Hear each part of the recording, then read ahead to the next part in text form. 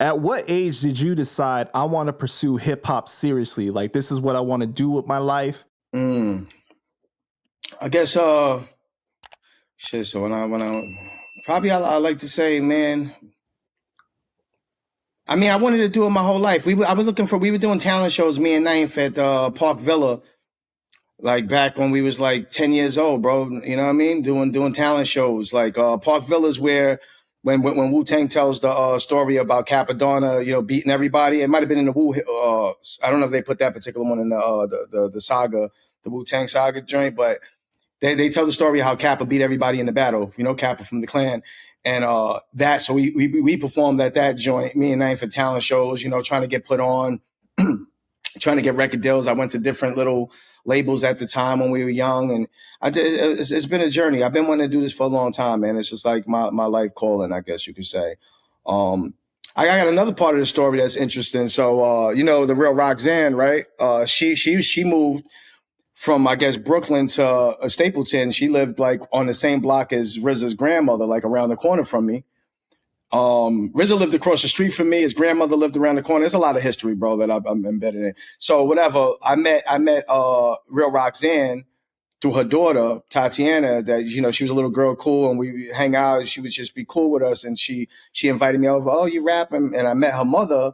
And this is when I was young, man. I had to be 10 years old at the time, man. 11, maybe 12. Let's just say 12. And I spit for her, and she was going to try to get me a deal with Chubb Rock or whatever. I don't know. Nothing ever panned out because she was signed, with Chubb Rock and all of them at the time. She mentioned Chubb Rock. I did a rap for her, whatever. She was like, oh, you cool. And then years later, after doing my thing, me and her connected again. Like, that's my people, shout out Roxanne and shit. But she was like, oh, wow, I can't believe you actually, okay. So I met her again through one of my homies that was doing some acting. He was in the Bobby Digital, he's from Staten Island. He said, yo, my girl is Bozzy Blah. He was, dating her at the time. And then boom, you know what I mean? I met her again, and she was like, oh, wow, you actually really did this thing. Like, you feel me? Another one that was probably blown away, that you meet a shorty when he's young trying to audition for you to get a deal with your people, and it never materialized. I was young at the time. I wasn't ready to go pro. You know what I mean? I was, unless they took me and wrote rhymes for me at the time and did some artist development on some crisscross type of, you know what I mean? But I wasn't ready for the action. I wasn't ready for the smoke then, you know what I mean? I had some life living to do. I had some stuff to learn. But long story short, she was like, oh, wow. It blew her mind. She was like, oh, wow, you really did your thing. That's crazy. How did you come up with the name PR Terrorist and Don Pachino? Because eventually you came up with the album Gemini Mind, right? Don Pachino versus PR Terrorist. Yeah. So with that, PR Terrorist was something at that point we were doing our little AKAs in the Army. So you have Shogun the Assassin, Ninth Prince, aka Madman, and Islords, the Thief of Baghdad. We had it for the album cover. So I kind of think around that thing was like PR Terrorists. I was watching a documentary about Puerto Rican terrorists, you know what I mean? Yeah, and I was like, oh, that shit sound ill. Usually you think terrorists, you're thinking, Middle East, you know what I mean? But they actually had some documentary talking about Puerto Rican terrorists, but they were like delegating for the island of all the wrongdoings and people, trying to come over there. It was a different switch on it, but they called them the and I was like, I'm gonna run with that and put that for my, Puerto Rican terrorists, PR terrorists. So that's how that came. And now Don Pachino, that's a spinoff of my government name. So my government name got the Dom in it, and Pachino, some gangster, Al Pacino shit. I threw that in there when I was looking for names at the time.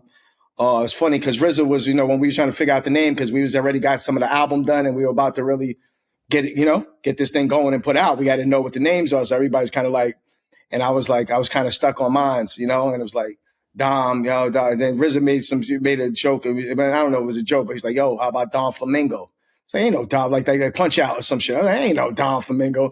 And then I made it Dom, Don Pachino, obviously, but it was crazy. That was a RZA suggestion, Dom Flamingo. I don't know if he was just joking around or whatever, but. So from the beginning was like RZA seeing you guys as a group that was going to sign to Wu-Tang? Nah, man, nah. So you know, Knife's RZA's brother, right? So that's his little brother. His little brother was trying to rap and be like him and his partner, which is me. We like I said, we got a little demo tape, a little white purple with some tissue stuff somewhere. I wish I could come across it, man. I've been looking for, you know, digging through boxes. I don't think I found it. But it's got RZA beats on there. And me and Knife, we were Capital D. I had a name. We had rap names before Killarmy. It was Capital D and Cool T. You know what I mean? And we had an album together, me and Knife. Now, this is before, you got to understand, Knife didn't know the rest of the Army members. You know, I was the first one. He was from Staten Island, you know. We grew up, and then he moved to Ohio and met the other members. So it was really just me and him started rapping at first. Then he moved over there, went to school, went to high school, and met some new friends that want to rap too.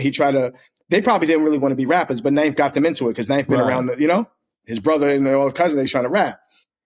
So then they got into it. He had a new crew, but when he left to Ohio, he said, yo, I'm going to get my crew together and I'm going to come back and get you, Dom. That's what he told me when he was leaving for the summer or whatever. You know what I mean? It was like, and then, you know, it kind of worked out that way. You know what I mean? So he came back. He said, I got some new crew and, you know, we're going to get it together. I got a couple of dudes from over here. I got the producer. And then we kind of like, you know, when I was on a run, I got to meet Fourth and a couple of the guys, you feel me?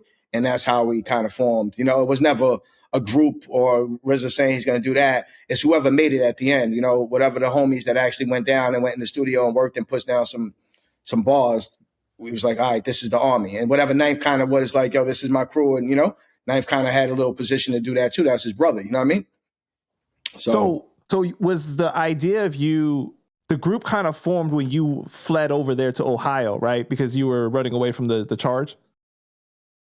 Yeah. Well, you said the group kind of what? Formed? Formed, yeah. Nah, we was already trying to do it before I got locked up. We was already, you know, trying to like get it together or whatever. But it really turned official then because that's when you got to understand everything happened at the right time because then RZA actually just got the production deal from Priority to actually to sign artists too. Like you got to understand, it wasn't just, we could do, he got the budget and it was like, yo, Wu-Tang's already blowing up. They want more. They want Wu-Tang everything. You know how the business works.